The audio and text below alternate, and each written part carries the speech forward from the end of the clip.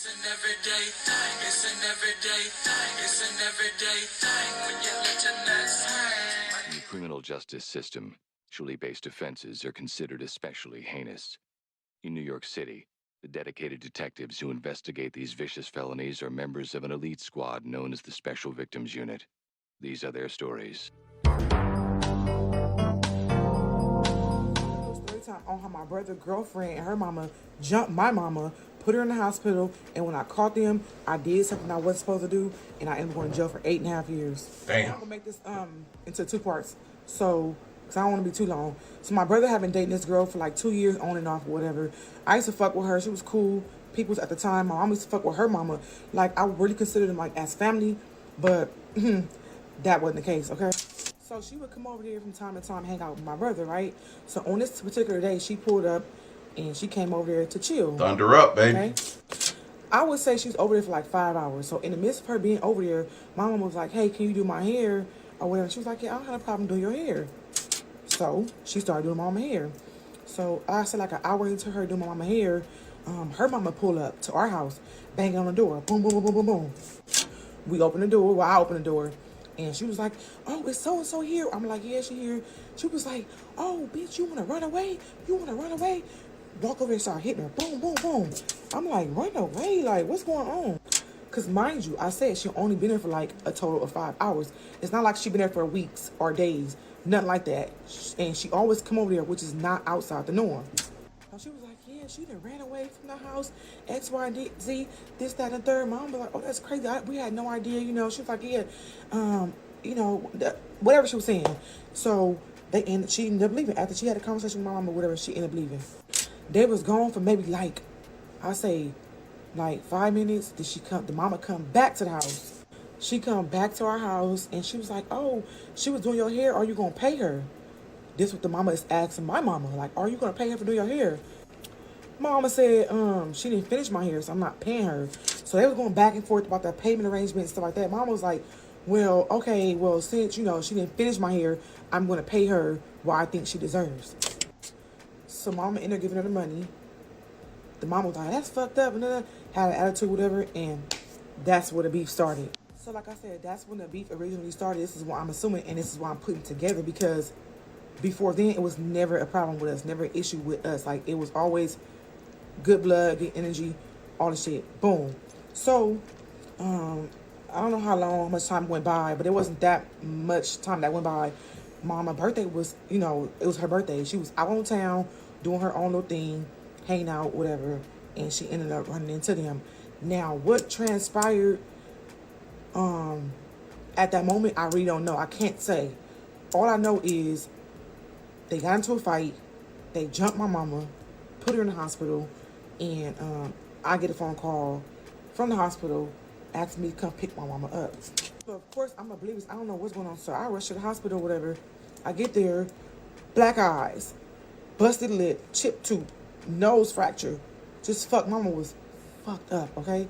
She was fucked. I'm like, what happened? Like, who did this to you? Like, what's going on? And she was like, and she said the names, like, so-and-so and so-and-so. I'm like, what? Went red, baby. When I tell y'all I was so motherfucking livid, okay? Because that's my mama, and I don't play about her. I do not play about my mama. So, boom. Some detectives came into the hospital room, whatever, before releasing her, and they asked my mama, said, we want to know what happened to you, who did this to you, you know, XYZ. Mama was like, I don't know what happened to me, I don't know who did this to me, whatever. She was like, and it's fine, like, I just want to let it go because I don't know what happened. Are y'all feeling me? She did not say who did that to her, even though she just told me who did it to her. So, boom, I get mama, whatever, we go to the house, I drop her off. When I tell y'all, I went riding around town, because mind you, I knew everywhere. I knew where they lived at. I knew where the grandma lived at. I knew all the spots they would be at because, like I said, I used to fuck with them. So, boom, I go riding around with the yap on me, turn them niggas into abalone. I think God was with me for a reason, because I could not find them. No one knew where they were at. Like, it was just so crazy because, yeah, I was ready. And I'm so glad and I'm so thankful that shit didn't play out like that. Boom. I left off with the part where I said I was riding around town looking for him. I didn't find him. And that was that. Okay, well, some time had went by, right?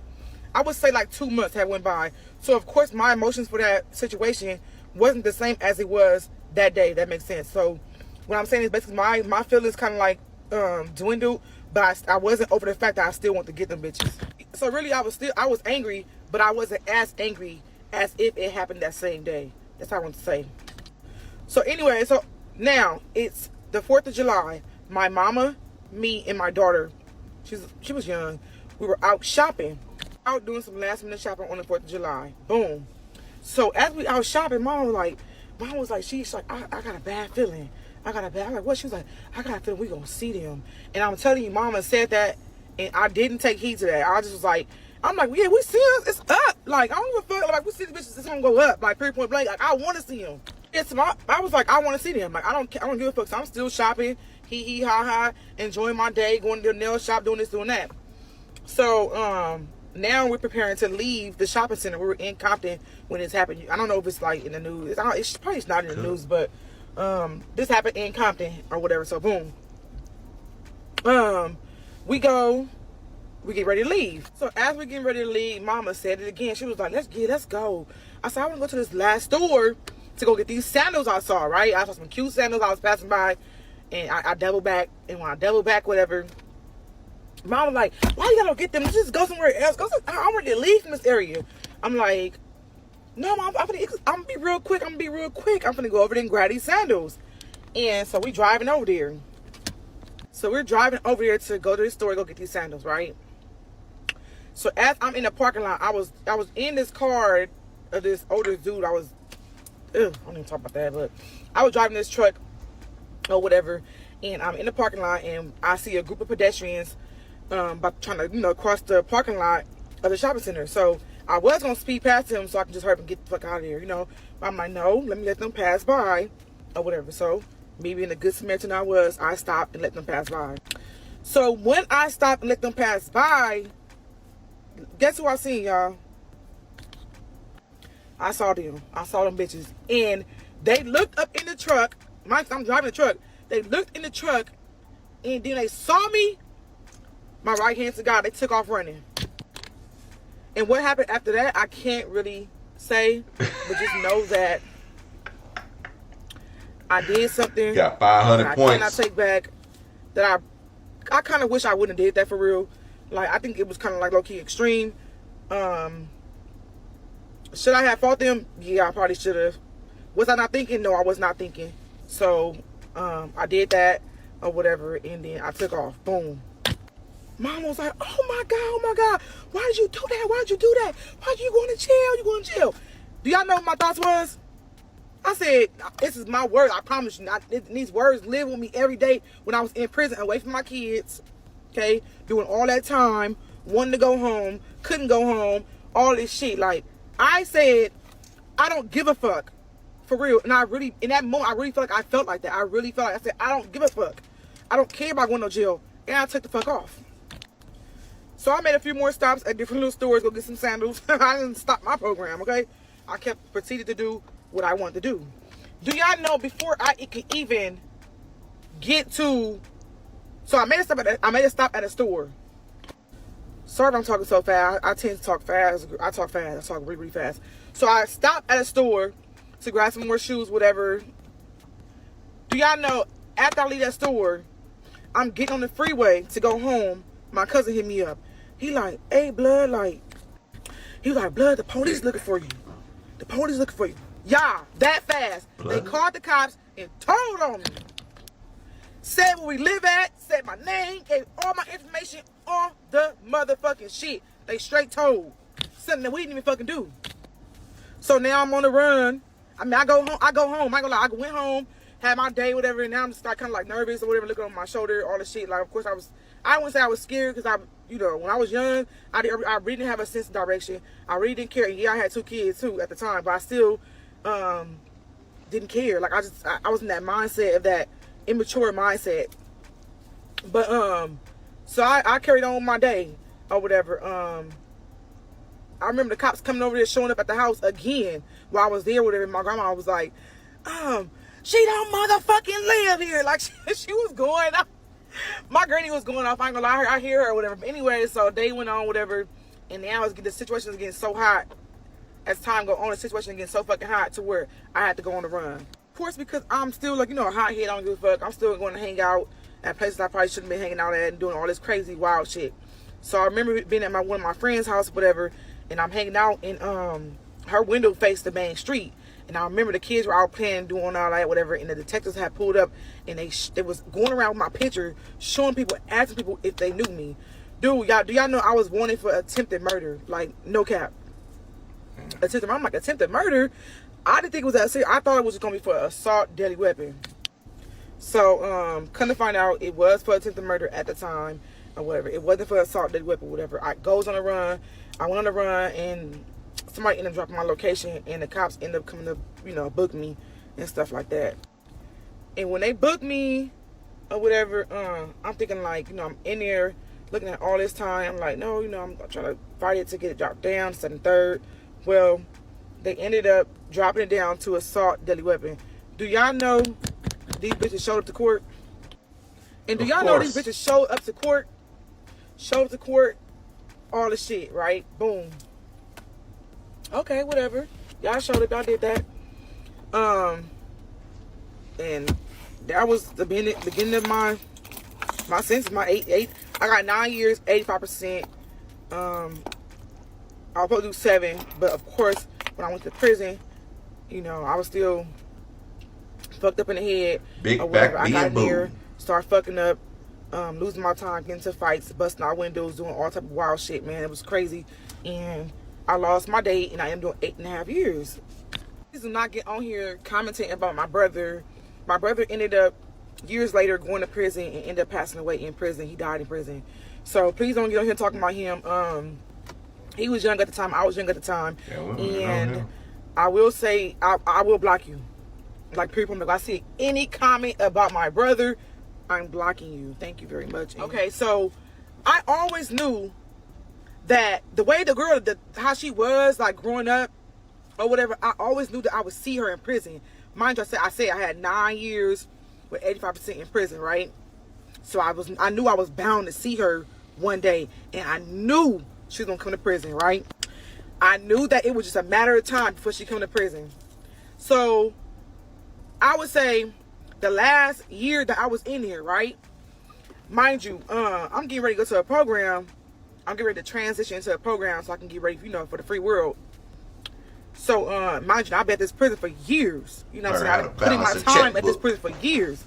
Do y'all know that I get called into the fucking counselor's office? I get called into the counselor's office, and they talking about some, yeah, we're going to ship you to a different prison. I said, ship you to different prisons? I'm like, no, hell no. Like, what's going on? Somebody called enemies on you. Do y'all know she called enemies on me? She did not want to come to the same prison I was in because she knew. And I always said when I was in prison, too, I said, if I see her in here, I'm going to give that bitch her one. Instead of doing what I did, I should just gave her that one from the beginning. But I wasn't thinking I was a hothead, and I just gunned it. Boom. So I said to myself, I said, when I see her in prison, I'm going to beat her ass, right? So, yeah. She called enemies on me. She ended up catching the case. She called enemies on me so she won't have to come to that prison. And I ended up not getting, I ended up not getting shit. I ended up staying at that same prison, whatever. But I ended up finding out that she did call enemies. Boom. So I ended up staying, and I ended up transitioning to that program, whatever. And I'm there. So I ended up getting released. And when I got released, I had sent some pictures to my friend that was still in prison. So my friend was going around showing people my pictures or whatever. And guess who see my pictures, y'all? My brother's girlfriend. She saw the picture and she was like, oh, I know her, I know her. This is what was told to me. She's like, oh, I know her, whatever. She's in here behind me, or whatever. She was like, tell her I forgive her. You forgive me? I don't need your fucking forgiveness. Like, I said, girl, tell that bitch, I said, fuck her. I don't give a fuck about nothing she talking about. Like, still to this day, I don't. And even if she fucking see this video and hop on here trying to say some shit, bitch, you know what it is, bitch. Straight the fuck up. Period, point blank. Bitch, you your fucking mama. But yeah, talking about that she forgive me and shit like that. Girl, I said, girl, I said, tell that bitch, yeah. Girl, what? But yeah, that's the end of the fucking story, y'all. And I did 8.5 years in prison, and that's how I met my wife. And we've been together ever since I met her in 2015. And we've been together for almost 10 motherfucking years. So I mean, it is. I got a great relationship with my kids. You feel me? My son's in the military. My daughter getting ready to go to the military too. Like, everything is good. I started over. I built my life from the scratch, from the ground up, baby. And I really feel like out of that situation, like, I really feel like everything happened for a reason. You get what I'm saying? I'm not saying that, I don't know what my life would have been like had I not went to prison. You know what I mean? But it is what it is. And now I'm here and I'm doing good. Mind you, I don't even want to get into the fact of how things were so difficult for me when I was in prison, like, to be honest. And I say difficult because you get to choose the life you live in prison. Like, it was like a college campus, and you get to initially choose the life you live in prison based on how you want to do your time. If you want to attend programs, get on the right track, correct your behaviors and stuff like that. But me going into that, I wasn't on that. I was, I got into my first gay relationship. I was with her for like 4 years, and that's when most of my problems came in initially. I was busting out windows, fighting. I got into drugs. I did this, I did that. I met my wife. She did 13 years in prison or whatever. I met her in there or whatever. And I mean, and people always say like, oh, it's easy for women in prison. Like, it's not easy. Not mentally. Not mentally, right? Especially when you don't have your kids.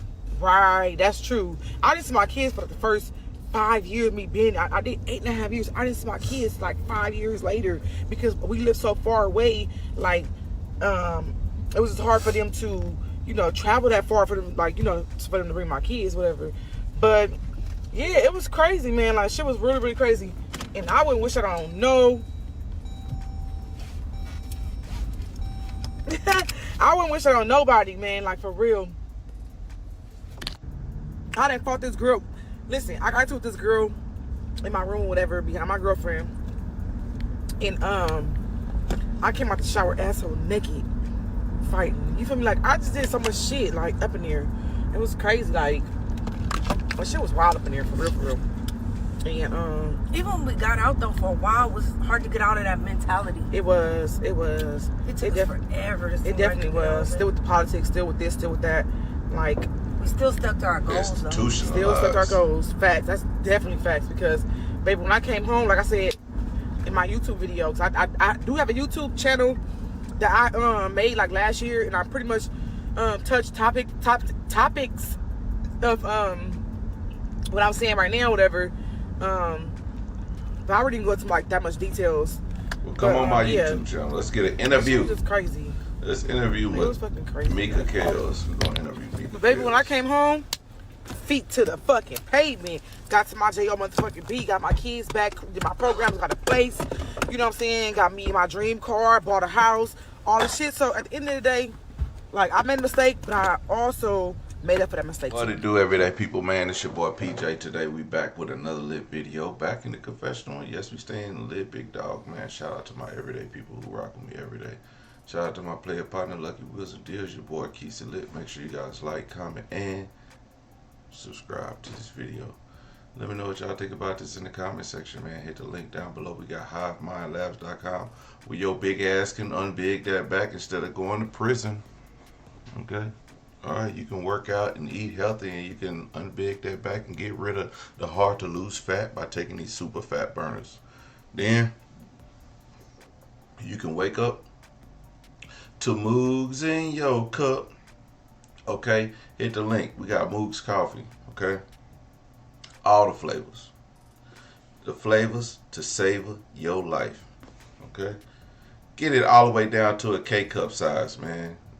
Hit the link below and use the discount code everydaypj at checkout. Now let's get into it.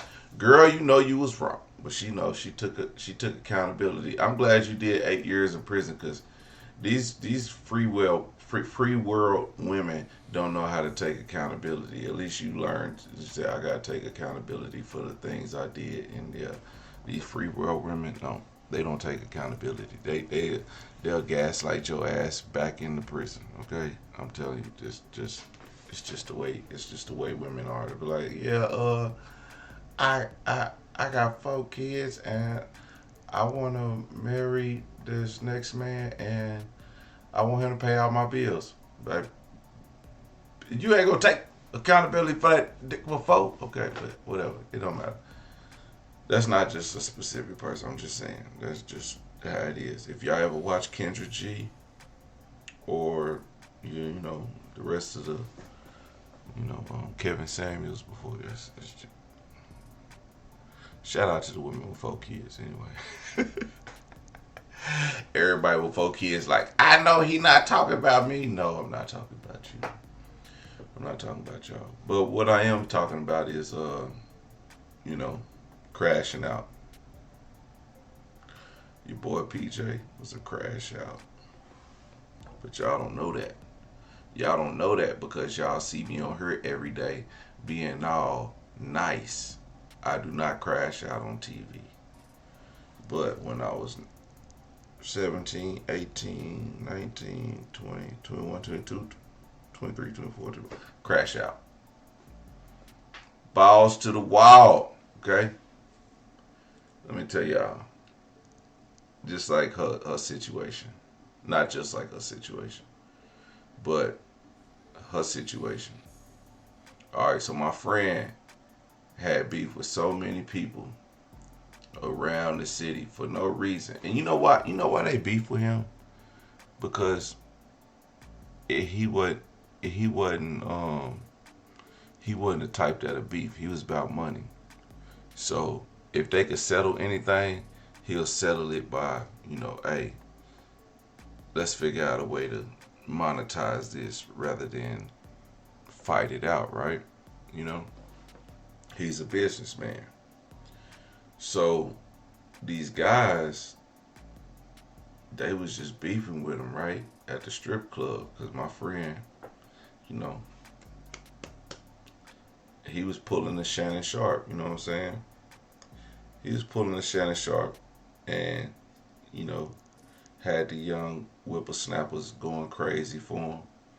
And they ran up on him and jumped him outside the club, right? Jumped him outside the club. Well, when they jumped him outside the club, they didn't know he stayed around the corner.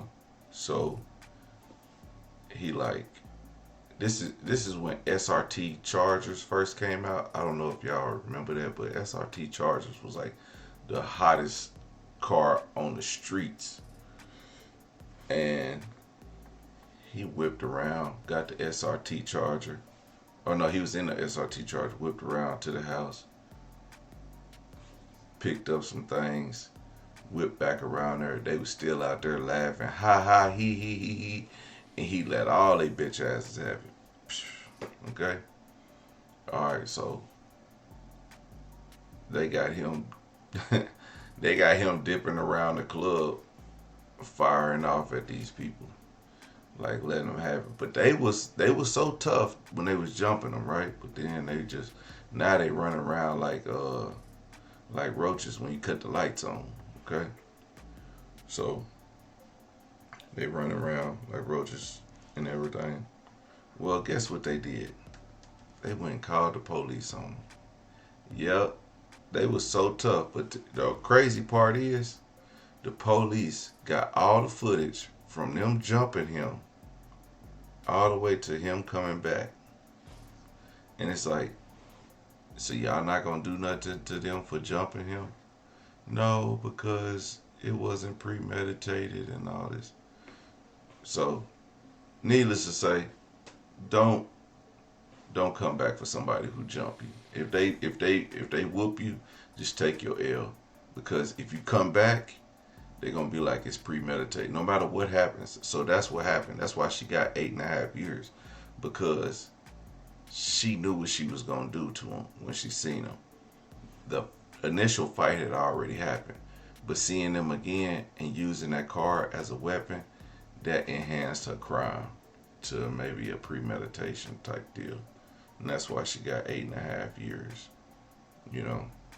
So, but listen, man.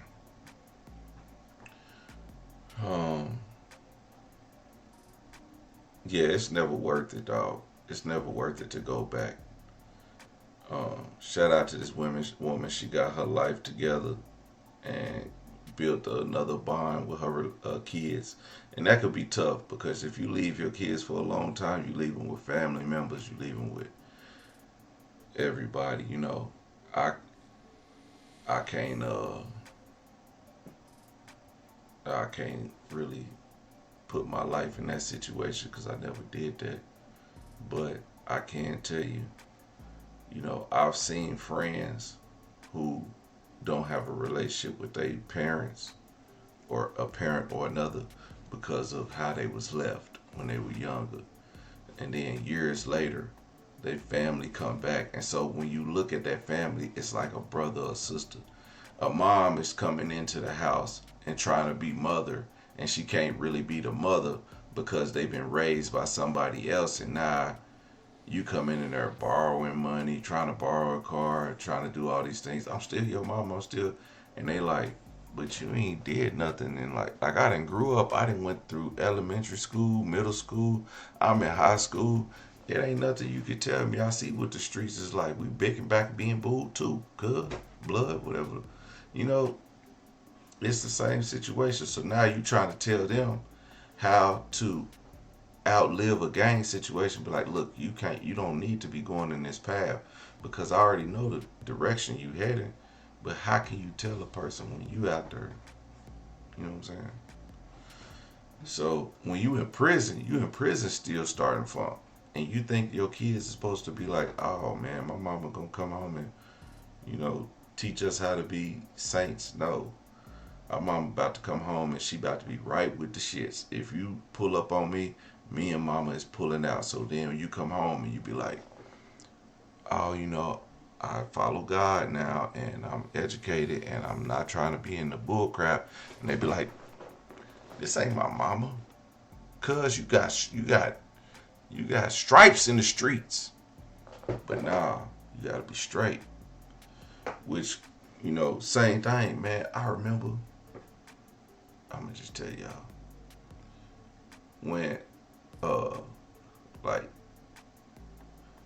when I was younger, like I said, y'all not know about that life. My little cousin used to be with me. He used to be like, we was like that. But I could do all the kid stuff. But then there was another side of PJ that was just like, anything goes. You know what I'm saying? And he would see all that. But then, so when I got home, it was just like, hey, we back lit, right? I'm like, nah, I can't do that, man. And he like, so my other cousin come home. He back lit. Nigga ain't learned nothing. He hit the ground running.